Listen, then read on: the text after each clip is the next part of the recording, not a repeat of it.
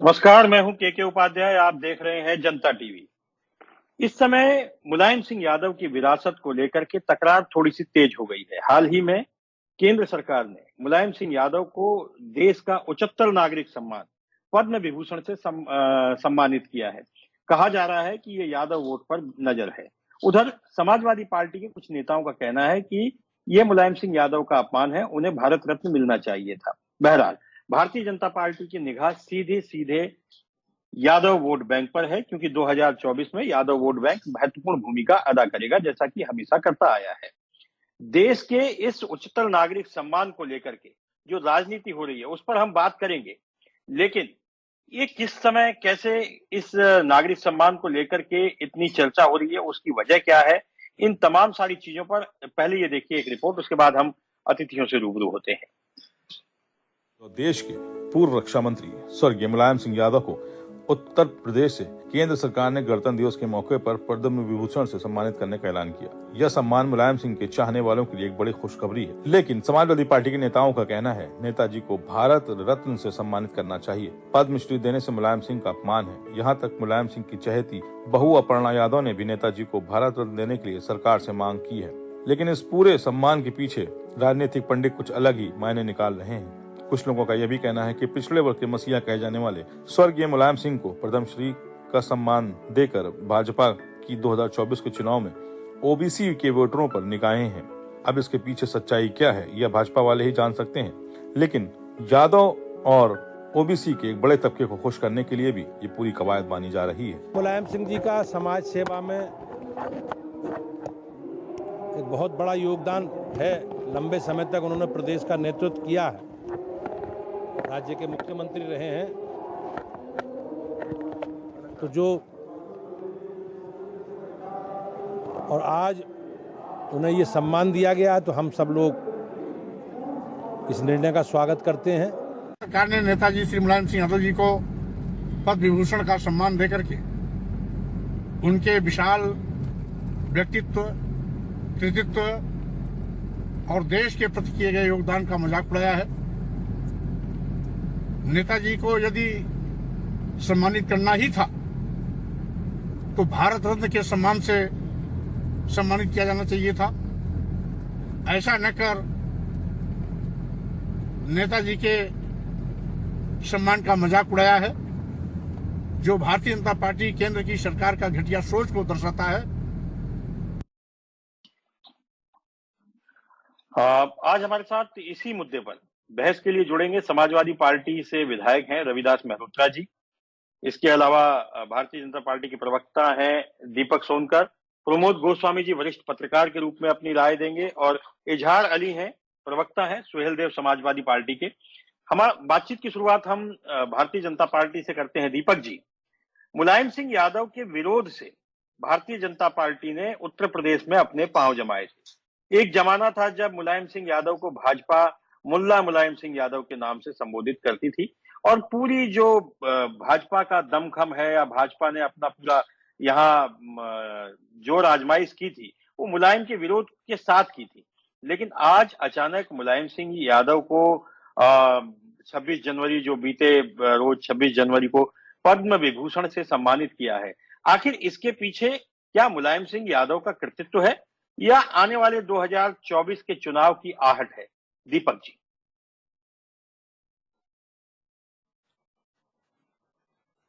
निश्चित तौर पर जिस तरीके से आज केंद्र की सरकार ने देश के प्रधानमंत्री जैसे मुलायम सिंह जी को एक सम्मानित देने का काम किया है, और जिस तरीके से उत्तर प्रदेश की राजनीति में और उत्तर प्रदेश के राजनीतिक चरित्र में जो उनका कद है, जो स्तर है, उस स्तर पर जिस तरीके से उनको नेतृत्व देने का, सम्मान करने का काम किया। महत्वपूर्ण बात जो आपने कही कि ठीक बात है। देखिए, मैं कहता हूं कि राजनीतिक जीवन में विचार सबके अलग अलग है, मगर मतभेद है। जनता की सेवा करना, जनता के हित के काम करना, जनता के लिए ही बने रहना और जनता के लिए ही तैयार रहना।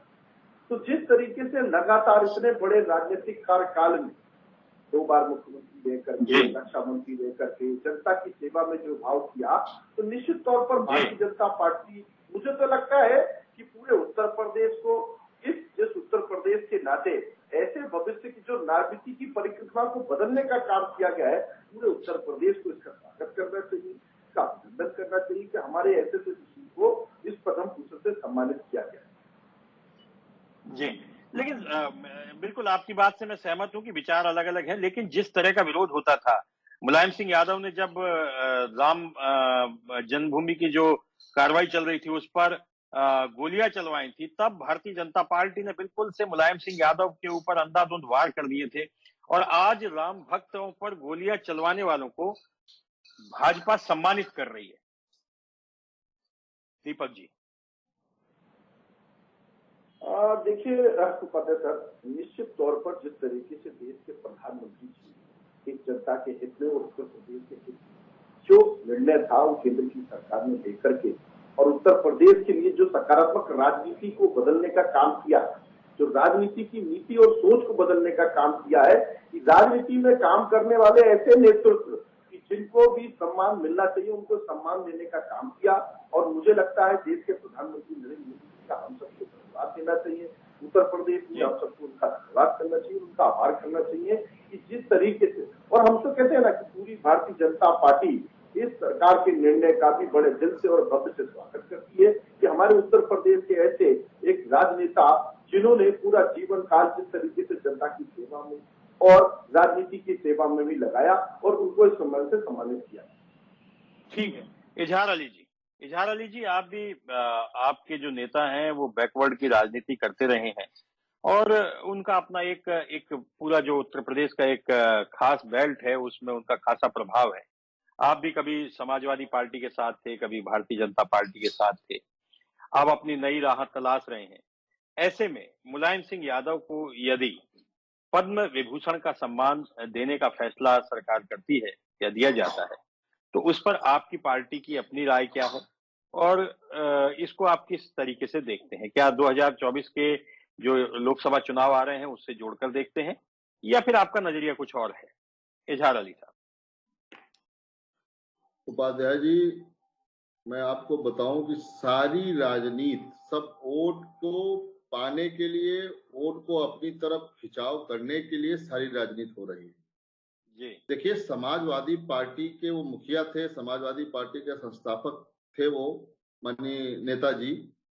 समाजवादी पार्टी भारत रत्न का मांग कर रही है, इससे हमको कोई एतराज नहीं है जी। लेकिन जब नेताजी दुनिया से अलविदा कह गए, उसके बाद किसी ने समाजवादी पार्टी के किसी जो मेन बॉडी है, जो माननीय राष्ट्रीय अध्यक्ष हैं या जो मेन पदाधिकारी हैं, उन्होंने कभी डिमांड नहीं उठाई कि माननीय नेताजी को भारत रत्न मिलना चाहिए।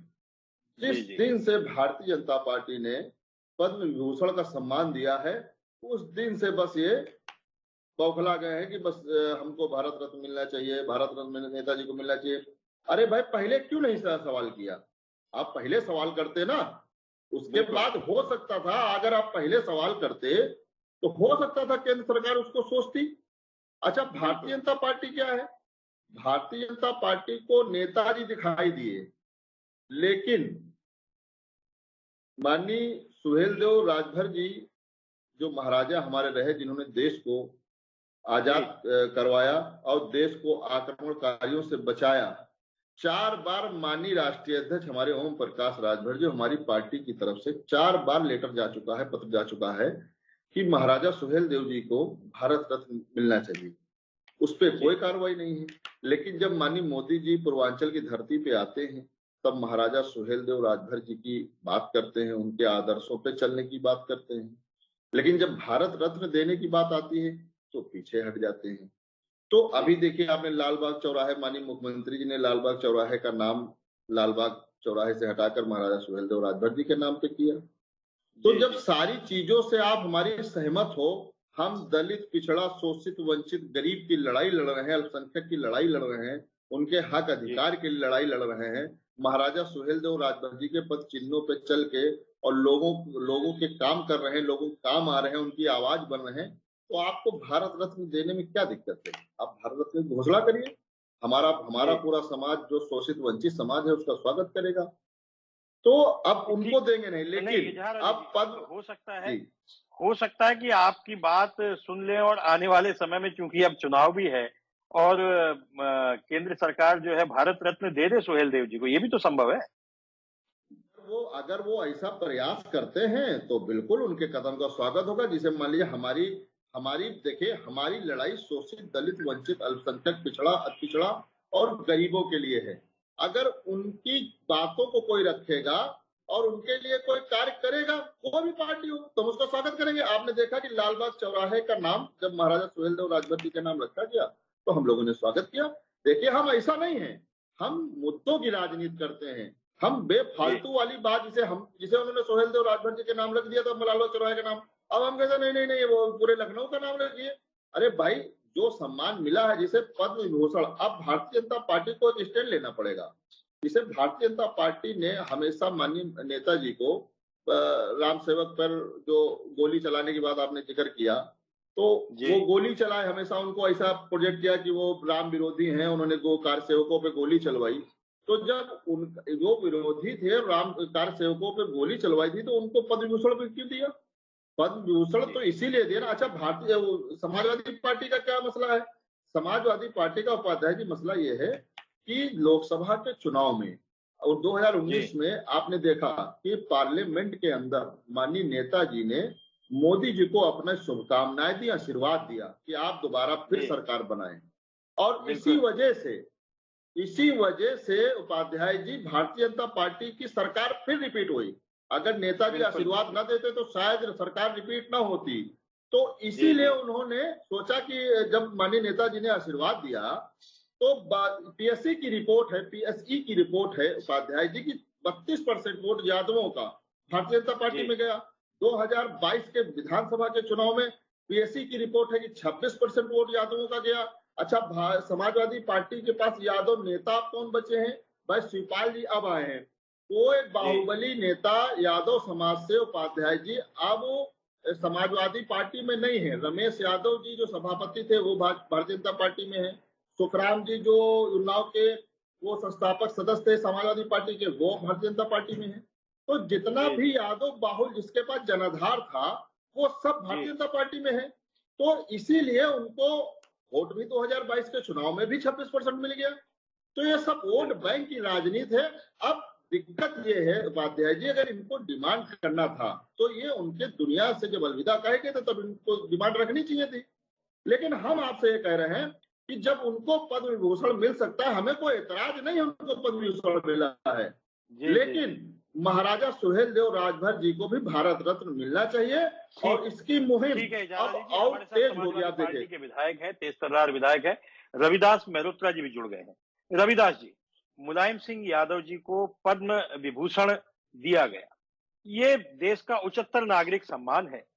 आप इसे स्वीकार करते हैं या आप इसका विरोध करते हैं? दूसरा, क्या आपको नहीं लगता कि भारतीय जनता पार्टी की नजर यादव वोटों पे है? जैसा कि इजहार अली जी ने बहुत अच्छे से विश्लेषण किया और उन्होंने शायद अपनी पार्टी लाइन से अलग हटकर विश्लेषण किया। उन्होंने आंकड़े भी दिए कि 32% वोट लोकसभा चुनाव 2019 में यादवों के मिले थे भाजपा को और 26% विधानसभा में।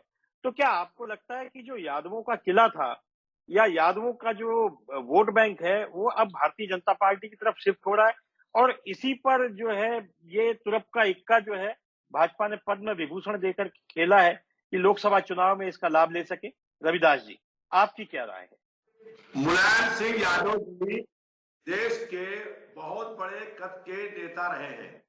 वो उत्तर प्रदेश सरकार में 3 बार मुख्यमंत्री रहे हैं, देश के रक्षा मंत्री रहे हैं और अपने जीवन में उन्होंने 60 साल जीवन के जो समाज के दलित, शोषित, पिछड़े वर्ग के लोग, अल्पसंख्यक, कमजोर वर्ग के लोगों के लिए संघर्ष करने का काम किया है। उन्होंने पूरे जीवन जो है वो दमन, जुल्म, अन्याय, जनता के मुद्दों को लेकर के सड़क से लेकर के और लोकसभा तक संघर्ष करने का काम किया है। इसलिए उन्हें भारत रत्न के सम्मान उनको मिलना चाहिए। और मैं इस बात का समर्थन करता हूँ कि महाराजा सुहेलदेव राजभर जी को भी भारत रत्न का सम्मान मिलना चाहिए। जो है दोनों लोगों को जो है केंद्र सरकार को चाहिए कि भारत रत्न का सम्मान देने का काम करें। मुलायम सिंह यादव जी एक ऐसे नेता रहे कि सुभाष चंद्र बोस के बाद अगर कहीं आप कह दीजिए कि कहा है नदी ने, तो नेताजी के नाम से खाली एक ही आदमी आजाद भारत में रहा है, वो है मुलायम सिंह यादव जी। अगर कभी आप कहीं कह दीजिए कि धरती पुत्र ने कहा है, तो धरती पुत्र दूसरा और कोई नहीं हुआ, सिर्फ मुलायम सिंह यादव जी हुए हैं। और मुलायम सिंह यादव जी ने पूरे जीवन भर जो है, जो संघर्ष किया है, जो विकास का काम किया है, उसका कोई और उदाहरण नहीं है। युगों युगों तक ऐसा कोई मुलायम सिंह का कोई पैदा नहीं होगा। इसलिए मैं ये मांग करता हूँ केंद्र सरकार से कि मुलायम सिंह यादव जी को और महाराजा सुहेलदेव राजभर जी को, दोनों लोगों को भारत रत्न का सम्मान मिलना चाहिए। ठीक है रविदास जी, आपने कहा कि भारत रत्न मिलना चाहिए, लेकिन अभी जैसे इजहार अली जी सवाल उठा रहे थे, आप थोड़ा देर से जुड़े हैं, उनका कहना यह है कि भाई ठीक है, मुलायम सिंह जी यादव का निधन हो गया, उसके तत्काल बाद समाजवादी पार्टी ने बहुत सारे कार्यक्रम भी किए, लेकिन भारत रत्न देने की मांग नहीं की। अब जब पद्म विभूषण दे दिया गया है, तब समाजवादी पार्टी को याद आया कि कहीं ऐसा न हो कि हमारा पूरा यादव वोट बैंक दरक जाए या खिसक जाए। अगर उसमें से 10%, 20% भी वोट भारतीय जनता पार्टी की ओर शिफ्ट होता है, तो ये बड़ा डेंट होगा। तो क्या आपको नहीं लगता कि ये मांग आपको भारत रत्न वाली पहले करनी चाहिए थी? और यदि भारत रत्न नहीं मिला है, तो पद्म विभूषण जो मिला है उसका स्वागत करना चाहिए, खुले दिल से स्वागत करना चाहिए। देखिए ऐसा है, 10 नवंबर को माननीय नेताजी जो हैं, उसके बाद जब उनका 22 नवंबर को जन्मदिन आया, तो 22 नवंबर 2022 को ये मांग करी गई थी। हो सकता है कि जो लोग जो कह रहे हैं वो सुन ना पाए हों, लेकिन 22 नवंबर को जब नेताजी का जन्मदिन हुआ था 2022 में, तो हम लोगों ने ये मांग करी थी कि माननीय मुलायम सिंह यादव जी को भारत रत्न दिया जाए, और तब से लगातार ये मांग चल रही थी। अब ये अलग बात है कि आज आप इस पर डिबेट कर रहे हैं। अगर डिबेट पहले करते तो पहले भी हम लोग ये मांग करते, और सुहेलदेव राजभर जी को भी जो है भारत रत्न मिले, इसकी मांग बहुत लंबे समय से हो रही है, लेकिन केंद्र सरकार ने इसको पूरा करने का काम नहीं किया है।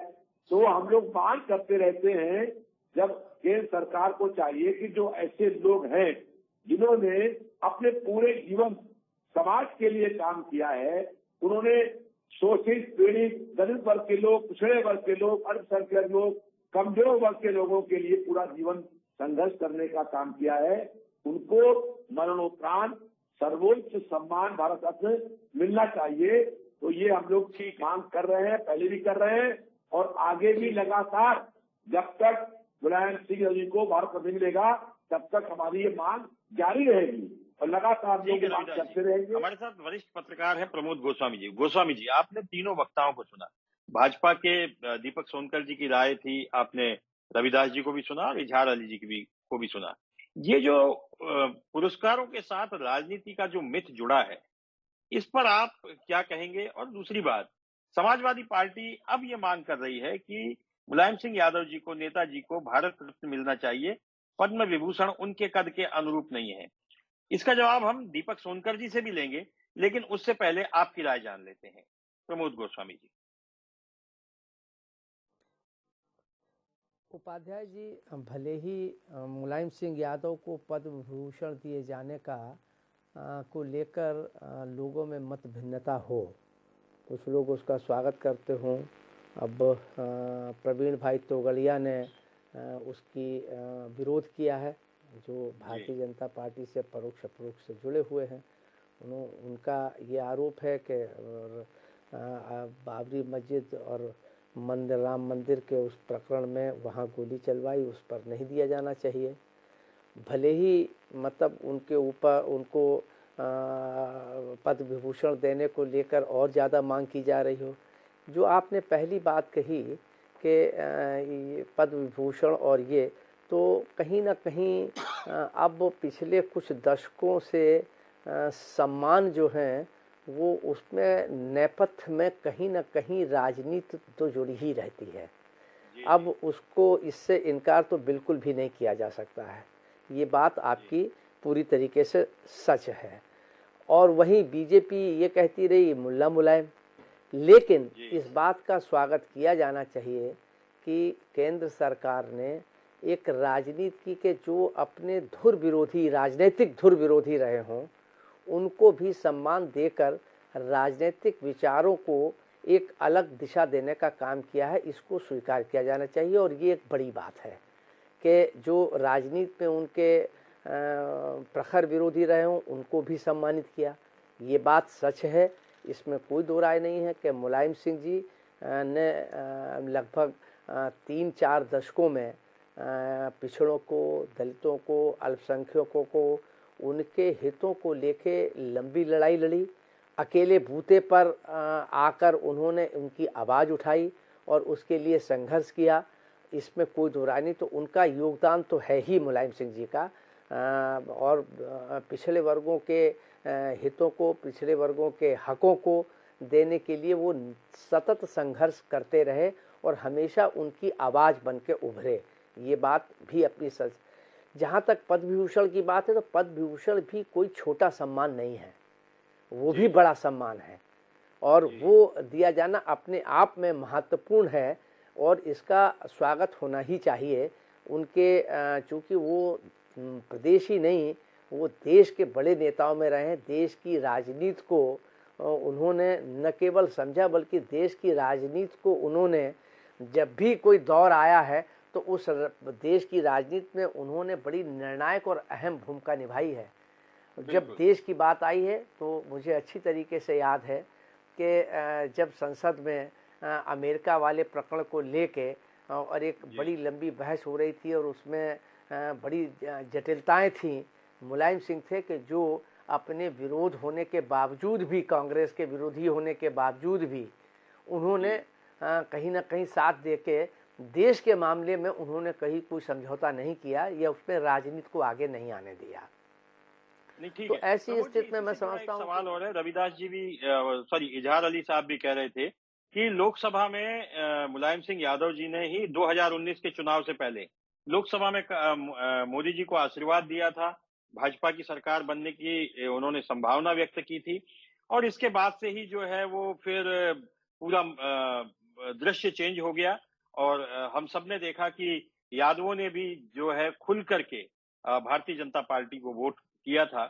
हालांकि उस समय सर्जिकल स्ट्राइक भी एक मुद्दा थी, लेकिन यादवों ने जिस तरीके से खुल करके वोट किया ये अपने आप में देखने वाली बात थी। और क्या आपको लगता है, अब अगर हम मान लेते हैं कि राजनीतिक कारणों से भी उन्हें पद्म विभूषण दिया गया है, तो क्या आपको लगता है कि पद्म विभूषण देने से 2024 के लोकसभा चुनाव में कोई असर देखने को मिलेगा?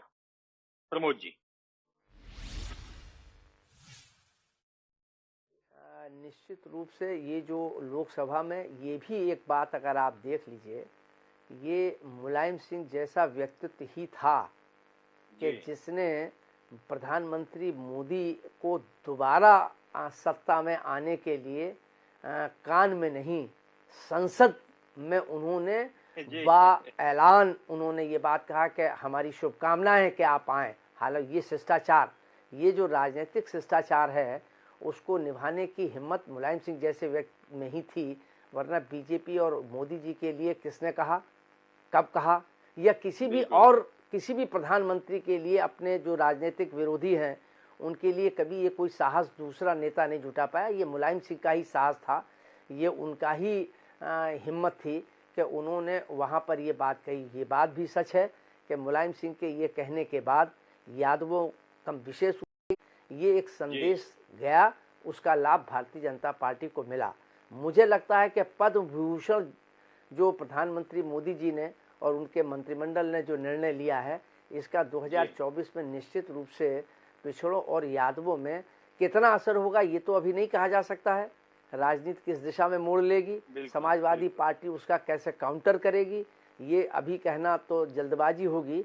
लेकिन मुझे लगता है कि निश्चित रूप से एक संदेश यादव समाज में और पिछड़ वर्ग में जाएगा, जिसका लाभ भारतीय जनता पार्टी को मुझे लगता है कि मिलेगा। कितना मिलेगा ये अभी नहीं कहा जा सकता है।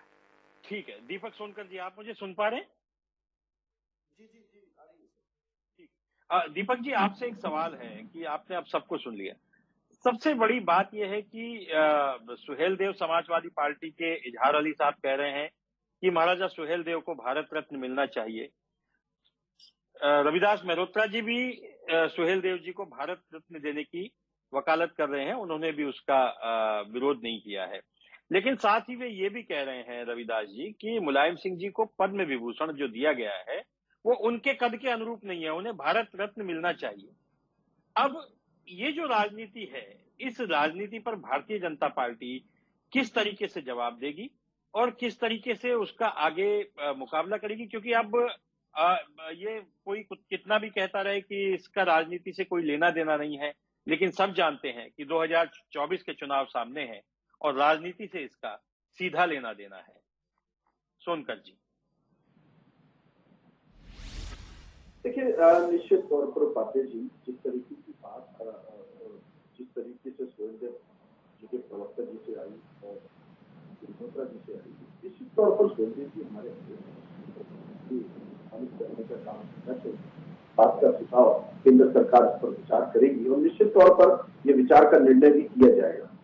रही बात जिस तरीके से आप सम्मान की, भारत सम्मान की, मैं तो एक विषय ये कहूंगा उपाध्याय जी कि ये निश्चित तौर पर एक राजनीति की नई नींव और राजनीति की नई दिशा करने का, हमारे विचारों की नई दिशा तय करने का काम देश के प्रधानमंत्री नरेंद्र मोदी द्वारा केंद्र सरकार द्वारा किया और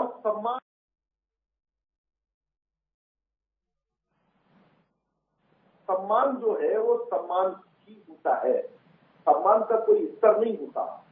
सम्मान एक भाव से किया जाता है और सम्मान जिस तरीके से पद्म भूषण से किया गया है, निश्चित तौर पर ये हमारे लिए उपलब्धि है, उत्तर प्रदेश की भी उपलब्धि है, उत्तर प्रदेश की जनता की भी उपलब्धि है और उनके किए गए समाज कार्य जो चीज के लिए किए गए उन समाज कार्यों के लिए जनता के लिए किए गए कार्यों की। दूसरी बात यह है कि अगर भारतीय जनता पार्टी की सरकार ने या सरकार में रहते हुए किस तरीके से सम्मान करने का काम किया है, वही हमें ध्यान रखता है कि अगर हमारे माननीय विधायक जी है रविदास जी, मैं इनसे एक बात सुनना चाहता हूँ कि जब सम्मान अगर देने का काम किया तो वही अगर आप भारत रत्न के सम्मान की बात कर रहे हैं तो वो हमको भी याद है कि किस तरीके से आदरणीय मुलायम सिंह जी को, संजय मुलायम सिंह जी को राष्ट्रीय अध्यक्ष पद से हटाने के बाद कैसे उनको अपमानित किया। ये सम्मान की बात नहीं थी क्या? दूसरा और महत्वपूर्ण बात कि किस तरीके से समाजवादी पार्टी के कार्यकर्ताओं के सामने एक जनसभा में माननीय राष्ट्रीय अध्यक्ष जी ने कैसे संजय मुलायम सिंह को अपमानित करने का काम किया, कैसे उनको हाथ झटकने का काम किया, ये भी जनता जानती है और कार्यकर्ता भी जानता है। तो इसीलिए आज एक भावना चेंज होनी चाहिए, एक राजनीति की पद्धति चेंज होनी चाहिए, राजनीति के विचारों में चेंज होनी चाहिए। ऐसी भावना के साथ देश के प्रधानमंत्री जी ने और केंद्र सरकार ने ये निर्णय किया है और मुझे लगता है कि पूरी भारतीय जनता पार्टी इसका तय दिल से स्वागत कर रही है। भारतीय जनता पार्टी का एक एक कार्यकर्ता इसका स्वागत कर रहा है, उत्तर प्रदेश की जनता भी इसका स्वागत कर रही है और सम्मान के साथ स्वागत कर रही है। मैं ये बात ये पूछना चाहता हूँ कि अगर उनको पद्म भूषण से सम्मानित किया गया तो इस बात का स्वागत उनको भी करना चाहिए, समाजवादी पार्टी को भी करना चाहिए और जो किए गए अपमान है खुद राष्ट्रीय अध्यक्ष अखिलेश यादव जी ने किए हैं, उस अपमान को भी देखना चाहिए कि हमने आदरणीय संजय मुलायम सिंह जी के साथ क्या व्यवहार किया। ठीक है। इजहार अली साहब आपसे एक सवाल है कि आप महाराजा सुहेल देव को भारत रत्न की बात कर रहे हैं, लेकिन जो मुलायम सिंह यादव जी को पद्म विभूषण दिया गया है, इसे लेकर के आपकी राय क्या है और आप क्या सोचते हैं? क्या इससे जो यादव वोट बैंक है उससे उस पर कोई असर पड़ेगा? राजनीतिक दृष्टि से आप इसे किस तरीके से लेते हैं, इजहार अली साहब? देखिए उपाध्याय जी, माननीय विधायक जी हमारे साथ बैठे हुए हैं पैनल में।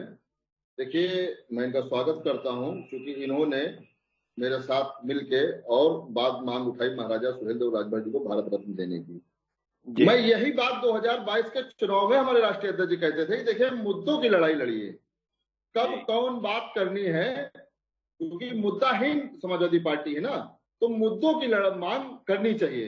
दूसरी बात मैं आपको बता दूं, देखिए माननीय विधायक जी ने कहा कि बहुत वरिष्ठ नेता माननीय मुलायम सिंह यादव थे, इसमें कोई शक नहीं, लेकिन वो पिछड़ों की, अल्पसंख्यकों की और शोषितों वंचितों की लड़ाई लड़ते थे। अरे भाई आप हमको बता दीजिए, वो लड़ाई थे बहुत बड़े नेता, इसमें कहीं कोई शक नहीं, लेकिन वो केवल अपने समाज को उन्होंने आगे बढ़ाया। और आप देखिए हर नौकरियों में, हर सेक्टर में आप देखिए उनकी समाज के लोग अच्छे अच्छे पदों पे और अच्छी अच्छी नौकरियों में हैं। जैसे मुसलमान का वो उन्होंने वोट 100% लिया, लेकिन काम 10% नहीं किया। अल्प पिछड़ों का वोट उन्होंने लिया, लेकिन काम नहीं किया। दलितों का वोट उनको मिला, माननीय नेताजी को, अखिलेश जी को नहीं, लेकिन काम उनके लिए नहीं किया। यही वजह रही कि इन जातियों ने फिर साथ छोड़ दिया। आप देखिए कि उनके राजनीतिक काल में किसी पिछड़े समाज से किसी नेता को उन्होंने पनपने नहीं दिया। आज यही बौखलाहट है समाजवादी पार्टी की कि अति पिछड़े समाज से माननीय राष्ट्रीय अध्यक्ष ओम प्रकाश राजभर आज उठ के और सदन में पिछड़े दलित अदलित अल्पसंख्यक की बात उठा रहे हैं, शोषित वंचित की बात उठा रहे हैं। तो ये चूंकि नेता नहीं बनने दिया, उसी कदम पे माननीय अखिलेश यादव जी चल रहे हैं। आज आप बताइए कि माननीय अखिलेश यादव जी के अलावा समाजवादी पार्टी में कौन माननीय नेता है? भाई प्रदेश अध्यक्ष जी हैं, उनका भी कोई प्रदेश में कोई ऐसा प्रभाव नहीं कि वो कोई सीट पे चले जाएं तो सब वोट उनके पास आ जाए। तो उन्होंने कभी किसी को नेता बनने ही नहीं दिया। और बात करते हैं कि हमने जो है बहुत काम किया। क्या काम किया भाई? प्रमोशन में आरक्षण, आप देखिए मुद्दों की बात, हम लोग मुद्दों की बात करते हैं। प्रमोशन में आरक्षण माननीय अखिलेश यादव जी ने खत्म किया। बात करते हैं मत पिछड़ों की। सामाजिक न्याय समिति हाई कोर्ट का आदेश था 4 सितंबर 2013 का, सामाजिक न्याय समिति की रिपोर्ट को लागू करने के बाद माननीय अखिलेश यादव जी मुख्यमंत्री थे, उन्होंने नहीं लागू किया। एक समान अनिवार्य फ्री शिक्षा की बात नहीं करते हैं, घरेलू बिजली का बिल माफ करने की बात नहीं करते हैं। तो जब मुद्दों से आप दूर हो गए तो जनता आपसे दूर हो गई। अब देखिए सदन में, उपाध्याय जी, सदन में बात उठानी चाहिए ना। अगर आप हमारे साथ हैं, हमारे मुद्दों के साथ हैं, तो सदन में बात उठानी चाहिए ना। सड़क पे और टीवी चैनलों पे बात उठाने से बात बनेगी क्या? आपको मैं एक घटना बता दूं, माननीय अभी जब सदन चल रहा था पिछली बार, उपाध्याय जी, माननीय अखिलेश यादव जी ने कहा कि आज कार्यालय से सदन तक पैदल मार्च होगा। माननीय विधायक जी हमारे साथ बैठे हुए, ये भी शायद उसी में होंगे क्योंकि सदन का मामला था। उन्होंने कहा आज पिछड़ों पे बात होगी, सामाजिक न्याय समिति की रिपोर्ट को लागू करने की बात होगी, जातिवाद जनगणना की बात होगी। जातिवाद जनगणना भी अपने कार्यकाल में नहीं कराया। अब आज इस पर सरकार को घेरेंगे। वहां से पैदल चले और सदन में आते आते मुद्दा बदल गया। वो दौरा मंत्री को, उनको ब्रजेश पाठक जी को घेर लिया, अपने मुद्दों से भटक गए। तो ये समस्या है ना, जब मुद्दों की बात नहीं होगी, जनता की बात नहीं होगी, शोषित वंचित पीड़ित की बात नहीं होगी, तो फिर जनता ऐसे ही हम लोगों को या इनको इग्नोर करती रहेगी, जो राजनीतिक दल ये करेंगे। अब रही बात इसकी आप भारत रत्न की, अब हमने जब मांग उठाई तब इनको भी याद आ गया। अरे भाई आप इतने हितैषी थे तो आप पहले उठा देते हमसे। भाई आप बताइए, आपने समाज, उपाध्याय जी एक सेकंड, इजहार अली साहब, रविदास जी का कहना है 22 नवंबर को उन्होंने मांग उठाई थी। अरे भाई मांग उठाई थी, कहा किसने सुनी? भाई हम तो, आप बता दीजिए कोई पैनल हो जिसपे सुनी हो, कोई भारत रत्न मिलना चाहिए। देखिए मांग उठाई जाती, माननीय अखिलेश यादव जी प्रेस कॉन्फ्रेंस करते। भाई समाजवादी पार्टी के सबसे बड़े नेता तो अखिलेश यादव जी है ना, वो प्रेस कॉन्फ्रेंस करते अपने पिताजी के लिए, अपने नेता के लिए। पिताजी के तौर पर वो पिताजी थे और पार्टी के नाते वो नेता थे पार्टी के। उनके प्रेस कॉन्फ्रेंस करते और सरकार को बिल्कुल जबरदस्त मांग रखते कि भाई माननीय नेताजी को भारत रत्न मिलना चाहिए, क्यों नहीं उठाया? अब जब, चलिए ठीक है, भारतीय जनता पार्टी, ठीक है इजहार अली साहब, इन सारे सवालों का जवाब हम हमारे साथ विधायक जी हैं रविदास मेहरोत्रा जी से ले लेते हैं। रविदास जी बहुत गंभीर आरोप लगाए हैं कि समाजवादी पार्टी के नेताओं ने, वो चाहे मुलायम सिंह जी रहे हो, चाहे अखिलेश यादव जी रहे हो, उन्होंने किसी नेता को पनपने नहीं दिया, सिर्फ और सिर्फ यादवों का भला किया। और इसके अलावा चाहे वो दलित हों, पिछड़े हों, अन्य पिछड़े हों या अन्य वंचित वर्ग हों, उनको दरकिनार किया। प्रमोशन में आरक्षण उन्होंने लागू किया। तो जो समाज में भेदभाव और विभेद की जो नीतियां हैं, इजहार अली साहब का ऐसा कहना है कि इसके लिए पूरी तरह से समाजवादी पार्टी दोषी है, वे किसी भी नेता को पनपने ही नहीं देते। रविदास जी, ऐसे में आपका क्या कहना है? समाजवादी पार्टी मुद्दों की राजनीति करती है और जनता की समस्याओं और जन मुद्दों को लेकर के संघर्ष करने का काम करती है। और इसीलिए समाजवादी पार्टी अपने दम पर 4 बार प्रदेश में उनकी सरकार बनी है। जो कुछ भी आज उत्तर प्रदेश विकास का काम दिखाई पड़ रहा है वो अखिलेश यादव की सरकार में हुआ है। और इसीलिए आप बात कर रहे हैं ओम प्रकाश राजभर, आपकी पार्टी ने अभी 2022 में समाजवादी पार्टी के साथ मिलकर चुनाव क्यों लड़ा? फिर अगर आपको लगता था कि समाजवादी पार्टी ने कोई जनता के लिए काम नहीं किया तो आपने 22 में चुनाव लड़ा साथ में क्यों? और जो आपके विधायक हुए हैं वो समाजवादी पार्टी के समर्थन पर चुनाव में जीते हैं, एक बात। दूसरी बात ये है कि आज से 48 साल पहले जब इस देश में आपातकाल लगा था, संपूर्ण क्रांति का आंदोलन था। सत्ता बढ़ने के साथ साथ व्यवस्था बदले, इसकी लड़ाई लड़ने का हम लोगों ने काम किया था। और आज से 48 साल पहले मैं स्वयं खुद 20 महीने आपातकाल में जेल के अंदर हम लोग बंद रहे थे। माननीय मुलायम सिंह जी भी आपातकाल में 20 महीने जेल के अंदर बंद रहे थे। इससे पहले सप्त क्रांति का आंदोलन था और सप्त क्रांति में यही था कि समाज के शोषित पीड़ित लोग हैं उनको बराबर का हक मिले, बराबर का अधिकार मिले, बराबर का सम्मान मिले। तो समाज के शोषित पीड़ित दलित पिछड़े वर्ग के लोग, अल्पसंख्यक लोग, इनको उनका हक दिलाने के लिए, उनको अधिकार दिलाने के लिए, उनका सम्मान दिलाने के लिए मुलायम सिंह यादव जी ने और अखिलेश यादव जी ने और हम लोगों ने अपने पूरे जीवन संघर्ष करने का काम किया है। हम लोग 20-20 महीने लगातार जेलों के अंदर बंद रहे हैं, लेकिन कभी जुल्म और अन्याय बर्दाश्त नहीं किया। आप बताइए, आपातकाल लगा था तो कहाँ पर आप कहाँ संघर्ष करे? किस जेल के अंदर आप बंद थे? हम लोग आज से 48 साल पहले से लगातार संघर्ष करने का काम कर रहे हैं। और जनता नहीं, रविदास जी इस बात का जवाब दीजिए जो उन्होंने आरोप लगाया है कि समाजवादी पार्टी के नेताओं ने किसी और जाति के नेताओं को पनपने ही नहीं दिया, सिर्फ और सिर्फ अपने परिवार के नेताओं को उन्होंने पनपने दिया। जी, ये गलत आरोप है। वो तो मैं इतना हमारी बिरादरी वाले हम ही है तो हम लोगों को उठाने का काम किया। आज से 14 साल पहले विधायक बन गए। हमारे ऐसे तमाम लोग ऐसे हैं कि जिनकी बिरादरी बहुत छोटी है, लेकिन उनको भी मुलायम सिंह जी ने उठाने का काम किया। और लगातार जो समाज के शोषित लोग थे उनको हक मिले, उनका अधिकार मिले, उनका सम्मान मिले, इसके लिए पूरे जीवन संघर्ष करने का काम किया है। और यही कारण था कि 2022 में जो है राजभर समाज के लोगों प्रकाश राजभर जी पार्टी के साथ मिलकर के चुनाव लड़ने का काम किए थे। अगर हमने काम नहीं किया था तो 2022 में आपने हमसे गठबंधन क्यों किया?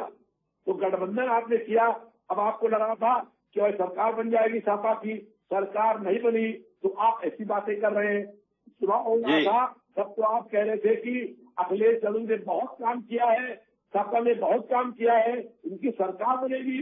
तो एक बात क्या करिए, 2 बातें मत क्या करिए कि मार्च में फरवरी में चुनाव हो रहा है तब तो आप साथ में हैं और जब सरकार बन नहीं पाई तो आप इसलिए आए थे कि सत्ता में मंत्री बन जाएंगे, सरकार बनेगी अब मंत्री बन जाएंगे। आज मंत्री नहीं बन पाए तो आप इस तरह की बात कर रहे हैं।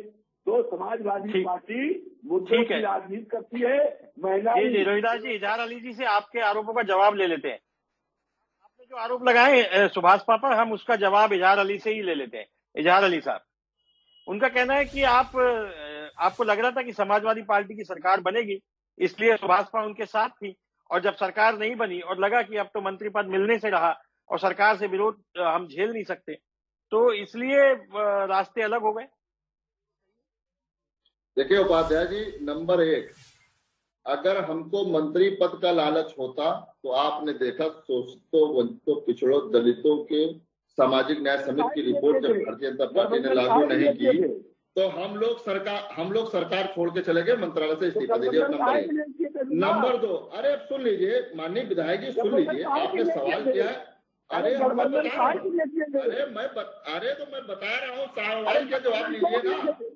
अरे सवाल किया है तो जवाब लीजिए मान्यवर।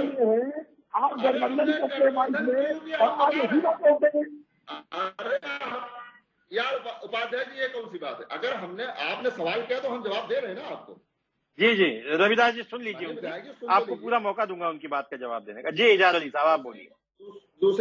दूसरी बात, माननीय विधायक जी ने सवाल उठाया कि हमने गठबंधन क्यों किया। देखिए, हम टेबल की बात जो माननीय अखिलेश यादव जी की हुई है गठबंधन के पहले, जो गठबंधन के समय जो बात हुई टेबल पर बैठ के, तो उस टेबल की बात मैं केबल पर नहीं लाना चाह रहा हूँ।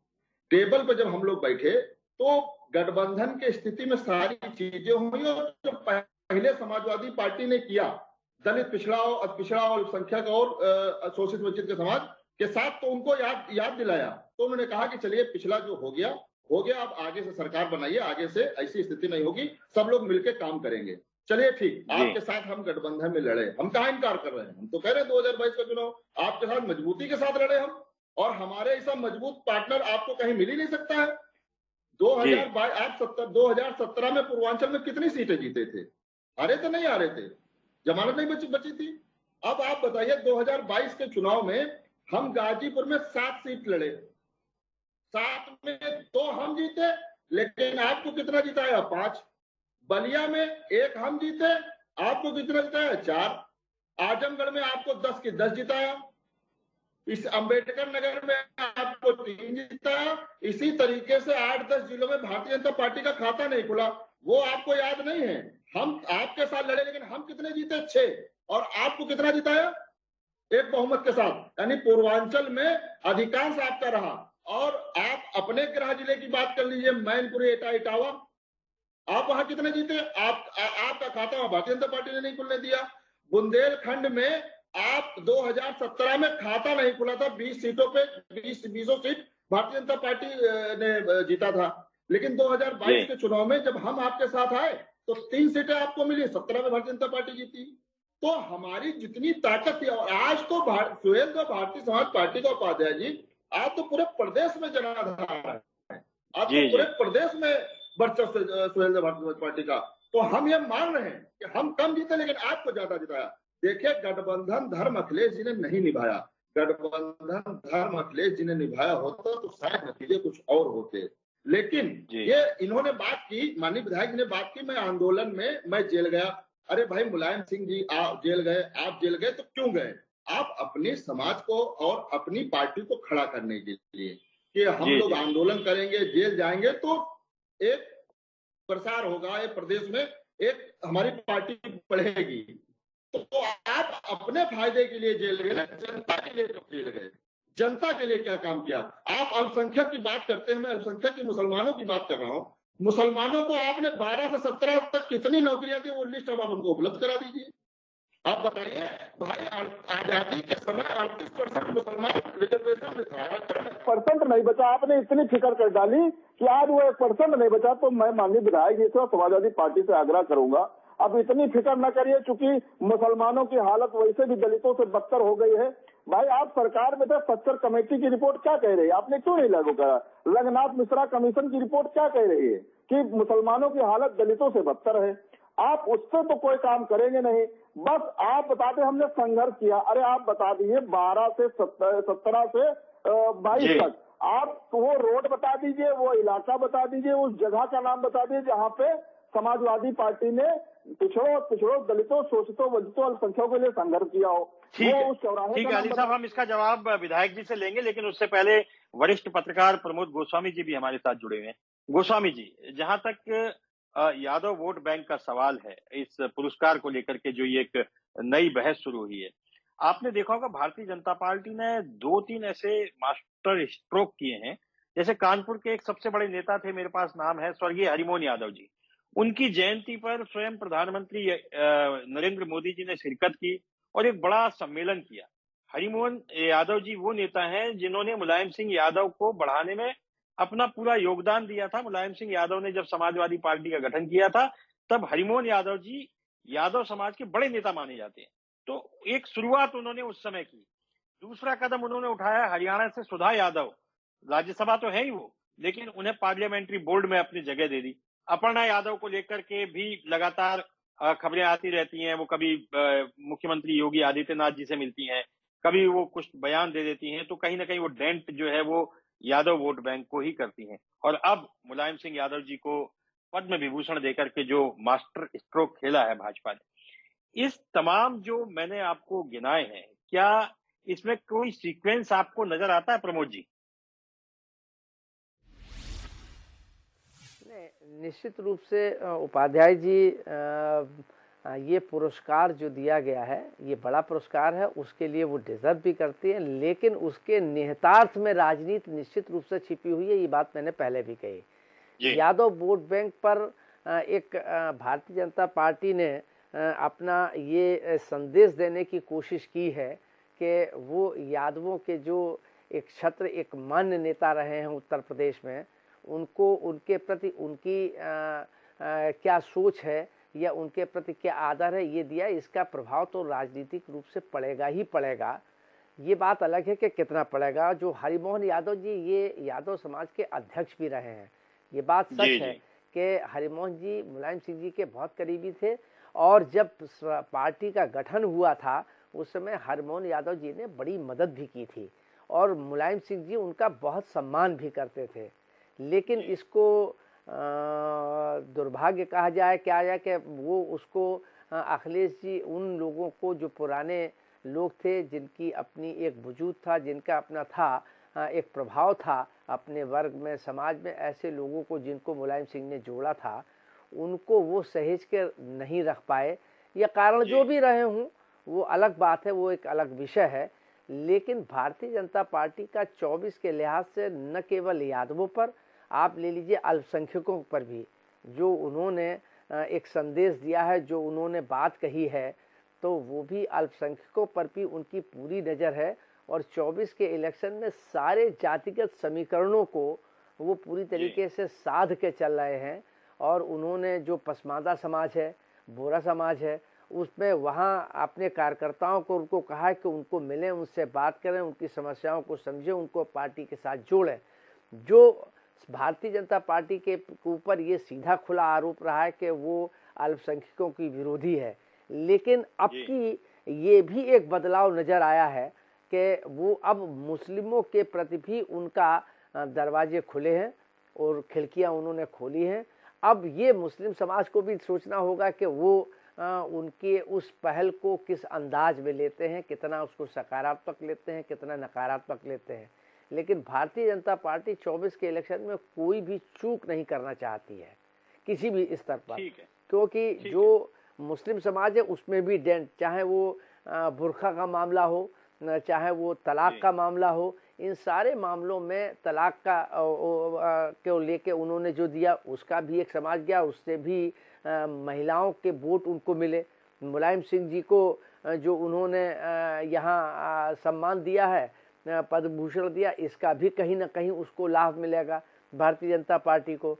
और जो ये बात हो रही है कि उनको पद्म भूषण से भारत रत्न का सम्मान दिया जाना चाहिए, मुझे लगता है कि ठीक है वो डिमांड होनी चाहिए, लेकिन उसके पीछे भी राजनीतिक, इस डिमांड के पीछे भी राजनीतिक निहितार्थ हैं कि जो पद्म भूषण दिया है उसको कैसे मतलब उसकी विरोध तो किया नहीं जा सकता है या उसकी आलोचना नहीं की जा सकती है। क्या ये खाली काउंटर किया गया है कि साहब ये तो बहुत छोटा सम्मान है, वो तो डिजर्व करते हैं भारत रत्न के लिए। ये डिमांड हो सकती है, भारत रत्न मिल सकता है या वो अपनी जगह एक अलग विषय है।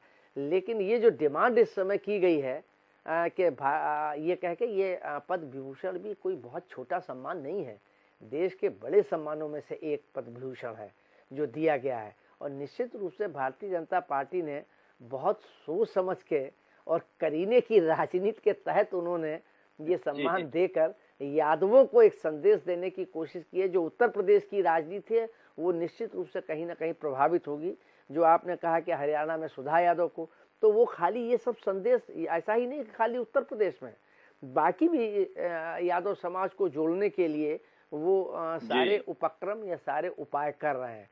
24 के इलेक्शन में मुसलमानों को भी अल्पसंख्यक जो भारतीय जनता पार्टी की बिल्कुल नापसंद रही है, आज भी उसको लेके वो उनकी प्रखरता रहती है, मुखरता रहती है, संघ की भी रहती है, भाजपा की भी रहती है। लेकिन उसके बावजूद उन्होंने एक खिड़की खोल के मुस्लिम समाज को भी ये संदेश देने की कोशिश की है कि आप हमारे साथ जुड़िए, हम आपकी समस्याओं के समाधान करने के लिए हमने रास्ते खोल दिए हैं, अब आप तय करें।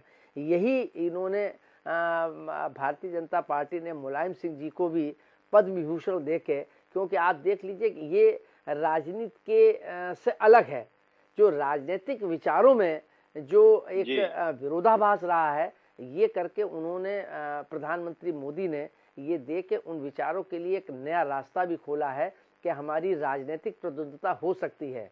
लेकिन अगर कोई व्यक्ति डिजर्व करता है, यदि कोई नेता डिजर्व करता है, तो उसको सम्मान मिलना चाहिए इन चीजों से ऊपर हटकर कि वो हमारे राजनीतिक विरोधी हैं या हमारे समर्थक हैं। ठीक है। दीपक सोनकर जी, अब हमारा चूंकि समय समाप्त हो रहा है तो हम एक एक लाइन सभी से जवाब लेते हैं। दीपक सोनकर जी, ये बताइए कि जैसा इजहार अली साहब कह रहे थे कि समाजवादी पार्टी के जो नेता हैं, बड़े नेता रहे हैं, उन्होंने यादव समाज के अलावा किसी भी समाज के नेता को पनपने नहीं दिया और न ही उनके लिए कोई विशेष काम किए, न नौकरी में, न आरक्षण में, मतलब किसी तरह का अगर कहा जाए तो केवल और केवल यादवों के लिए उन्होंने काम किया। और यही वजह है कि आज समाजवादी पार्टी से सारे जो जातिगत समीकरण थे वे छिटक गए हैं, टूट गए हैं। क्या आप भी इससे सहमत हैं दीपक जी?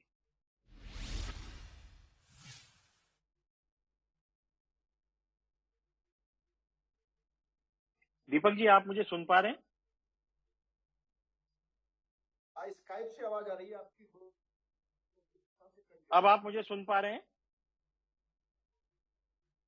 स्काइप से सुन पा रहे हैं? उससे ऑडियो से कट गई। आप सुन पा रहे हैं आप मुझे? हाँ भाई साहब, सुन पा रहा हूँ, मैं सुन पा रहा हूँ जी भाई साहब। मेरा सवाल ये है दीपक जी कि इजहार अली साहब ने कहा कि समाजवादी पार्टी के नेताओं ने, चाहे वे अखिलेश यादव हो, चाहे इससे पूर्व मुलायम सिंह यादव हो, उन्होंने यादव समाज के अलावा किसी भी जाति के नेता को पनपने नहीं दिया। क्या आप इससे सहमत हैं? देखिए उपाध्याय जी, निश्चित तौर पर जिस तरीके से ये बात को कहा गया है, उत्तर प्रदेश की राजनीति में यही तो परिदृश्य देखने को मिला है 2017 से पहले कि किस तरीके से माफियाओं को, दंगइयों को, अपराधियों को ही बढ़ावा देने का काम किया गया और किस तरीके से गरीबों को, प्रताड़ित को परेशान करने का काम किया गया और कैसे उनकी जमीनों को हथियाने का काम किया। वही उत्तर प्रदेश का उदाहरण है। उस परिदृश्य को उत्तर प्रदेश की जनता ने देखा है। इसके बाद जब से ही 2017 के बाद से उत्तर प्रदेश में मुख्यमंत्री योगी आदित्यनाथ जी की सरकार है, लगातार उस भरोसों को कामयाब रखने के साथ साथ उत्तर प्रदेश के कानून व्यवस्था को ठीक करने के साथ और शिक्षा व्यवस्था के साथ बदलाव करने के साथ साथ मेडिकल कॉलेज को हब बनाने के उत्तर प्रदेश के साथ साथ ऐसे नेको काम करके उत्तर प्रदेश का बदलाव खड़ा करने का काम किया गया। ठीक है। रविदास जी, अभी बहुत सारे सवाल प्रमोद जी ने उठाए कि ये जो पद्म विभूषण है, इसको लेकर के आप सिर्फ काउंटर अटैक कर रहे हैं। पद्म विभूषण भी कोई छोटा सम्मान नहीं है, लेकिन समाजवादी पार्टी को ये समझ में नहीं आ रहा कि इसका काउंटर कैसे किया जाए, क्योंकि ये लग रहा है कि भाजपा ने कहीं ना कहीं एक मर्म पर चोट कर दी है समाजवादी पार्टी को। रविदास जी, बहुत संक्षेप में आपका जवाब दीजिए। कहीं कोई काउंटर की बात नहीं है। हम तो ये मांग कर रहे हैं कि मुलायम सिंह यादव जी को भारत रत्न मिलना चाहिए, वो उसके हकदार है। और भारतीय जनता पार्टी की सरकार जो है, उन्होंने कभी भी दलित, शोषित, पिछड़े वर्ग के लोग या अल्पसंख्यक, इन लोगों को सम्मान देने का काम नहीं किया है। भारतीय जनता पार्टी के कथनी और करनी में जमीन आसमान का अंतर है। भारतीय जनता पार्टी जो कहती है वो करती नहीं है। पर्दे के अंदर क्या करती है वो कुछ और करती है और पर्दे के बाहर वो कुछ और करती है। और इसलिए कैबिनेट कंट्रोल करने के लिए आज ये बातें हो रही है। मैं अब आखिरी जवाब इजहार अली साहब से लेते। इजहार अली साहब, आपसे फाइनल रिमार्क, आप अब क्या सोचते हैं इस पुरस्कार की राजनीति को लेकर के? क्या समाजवादी पार्टी को इसका खामियाजा होगा, भुगतना पड़ेगा? और सुहेल देव समाजवादी पार्टी, क्या अगर अवसर मिलेगा तो क्या भविष्य में भारतीय जनता पार्टी के साथ कोई समझौते की गुंजाइश बनेगी? बहुत संक्षेप में अपना जवाब दीजिए इजहार अली साहब। देखो उपाध्याय जी, मैं थोड़ा सा आपसे माफी के साथ मैं कहना चाहूंगा कि सुहेल देव समाजवादी पार्टी नहीं, सुहेल देव भारतीय समाज पार्टी है। हम भारतीय समाज के साथ हैं, समाजवादी पार्टी नहीं। मैंने कोई बात नहीं। पहली बात तो ये उपाध्याय जी कि जब ये जनता है, ये सब जानती है। जब इनको देखिए, अपमान करने वाले लोग आज सम्मान देने की बात कर रहे हैं भारत रत्न की। आपने देखा जब मुलायम सिंह जी हयात थे, वो जब धरती पे थे, तब उनके साथ कैसे राष्ट्रीय अध्यक्ष पद छीना गया और कैसे उनको अपमानित किया गया, बेइज्जत किया गया, और आज वो सम्मान देने की बात कर रहे हैं। खैर, वो उनका अपना मामला है, वो अपना भारत रत्न मान सकते हैं, लेकिन आपके चैनल के माध्यम से मैं ये सरकार से मैं मांग करता हूं, हम भारतीय समाज पार्टी की तरफ से, कि आप भारत रत्न दीजिए किसी को, हमको कोई इतराज नहीं, लेकिन महाराजा सुहेलदेव राजभर जी को क्यों नहीं अभी तक दिया गया? आपको 4 बार पत्र लिखा गया है, बात उठाई गई है, सदन में बात उठाई गई है, तो महाराजा सुहेलदेव राजभर जी को भारत रत्न मिलना चाहिए, और मैं इसके लिए पुरजोर वकालत करता हूं, भारतीय समाज पार्टी और हम सभी लोग। और दूसरी बात मैं आपको उपाध्याय जी बता दूं, जी मैं दूसरी बात आपको उपाध्याय जी बता दूं कि करनी और कथनी में अंतर है। किसके अंतर है वो आप सब जानते हैं कि भारतीय जनता पार्टी अब चूंकि 2024 का चुनाव आ रहा है तो पद विभूषण दे दिया। अरे महाराजा सुहेलदेव राजभर जी की मांग पहले उठाई गई थी, बहुत काफी अरसा हो गया, तो उनको भारत रत्न कब मिलेगा ये भारतीय जनता पार्टी बताए। और भारतीय जनता पार्टी ठीक है इजहार अली साहब, हमारे पास समय इतना ही है। आप सब लोगों के सुझाव मिले और महाराजा सुहेलदेव साहब को भारत रत्न मिलना चाहिए, ये इसमें हम सब भी सहमत हैं, इसमें कोई दो मत नहीं है। महाराजा सुहेलदेव का इस देश के लिए, इस राष्ट्र के लिए योगदान कोई भुला नहीं सकता। लेकिन मुलायम सिंह यादव को भी जो पद्म विभूषण मिला है ये कोई कम सम्मान नहीं है, देश का उच्चतर नागरिक सम्मान है। ये बहस जारी रहेगी क्योंकि राजनीति है, आने वाला समय चुनाव का है। आप सब लोग हमारे साथ जुड़े, आप सब लोगों का बहुत बहुत धन्यवाद। पद्म विभूषण को लेकर के जो राजनीति हो रही है, यह राजनीति अभी और थोड़ा सा रंग दिखाएगी, क्योंकि यादव वोट बैंक पूरा का पूरा पासा पलटने में सक्षम है। अगर ये बात सही है कि 32% वोट यादवों के 2019 में मिले थे और अगर वही स्थिति फिर से 2024 में रहती है तो भारतीय जनता पार्टी का यूपी का गढ़ जो है वैसा का वैसा मजबूत रहने वाला है। लेकिन राजनीति अभी लंबी है, राजनीति किस करवट बैठेगी, राजनीति और क्या रंग दिखाएगी, इस पद्म विभूषण पुरस्कार को लेकर के और कितनी बयानबाजी और कितने राजनीतिक गलबैयां होंगी, ये तो आने वाला वक्त बताएगा। आप देखते रहिए जनता टीवी, समाचारों का सिलसिला जारी रहेगा। नमस्कार।